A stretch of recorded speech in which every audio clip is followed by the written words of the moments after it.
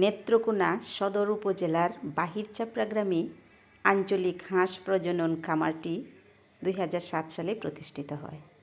প্রায় 2.5 একর জমির উপর স্থাপিত এই খামারের উদ্দেশ্য ছিল হাঁসের উৎপাদন বৃদ্ধি এবং প্রয়োজনীয় বাচ্চা সরবরাহ নিশ্চিত করা।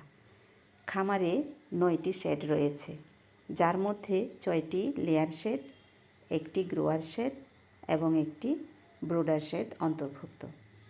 এছাড়া শীতাতপ নিয়ন্ত্রিত ইনকিউবেটর মেশিন সহ একটি ভবন, একটি অফিস ভবন, স্টাফ ডরমেটরি এবং 8 টন ধারণ ক্ষমতা সম্পন্ন একটি গোডাউনও রয়েছে।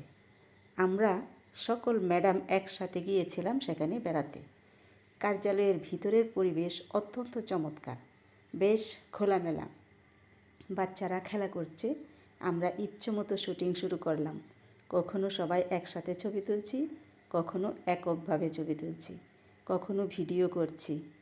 অফিসার ইনচার্জ আমাদেরকে খামার সম্পর্কে বিস্তারিত জানালেন।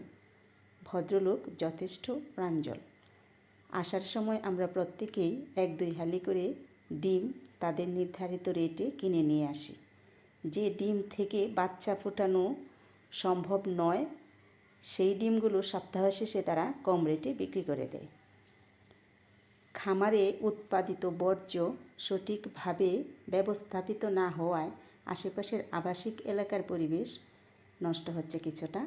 সরকারি সুদৃষ্টি পেলে বর্জ্য নিষ্কাশনের জন্য ইনসিনারেটর মেশিন স্থাপনের মাধ্যমে পরিবেশ রক্ষা করা সম্ভব হবে। সবাইকে ধন্যবাদ। নেত্রকোনা এই এলাকায় যদি কেউ বেড়াতে আসেন, তাহলে আশা করি সেই খামারটি পরিদর্শন করে যাবেন। এই অঞ্চলে আরও অনেক গুরুত্বপূর্ণ অফিস রয়েছে। তার মধ্যে আছে বারটান, বাংলাদেশ ফলিত পুষ্টি গবেষণা ও প্রশিক্ষণ ইনস্টিটিউট। এটির আঞ্চলিক কার্যালয় নেত্রকোনা বাহিরচাপড়ায় অবস্থিত। এটি স্থানীয় জনগণের মধ্যে পুষ্টি সচেতনতা বৃদ্ধি এবং সুস্বাস্থ্যের জন্য ফলিত পুষ্টি বিষয়ে প্রশিক্ষণ প্রদান করে থাকে।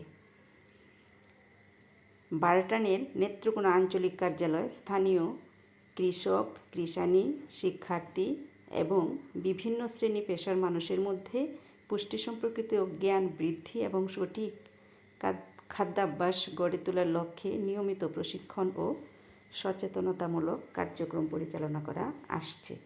এই অফিসটিও দেখতে অনেক সুন্দর। এদিকে আসলে এটিও দেখে যেতে পারবেন।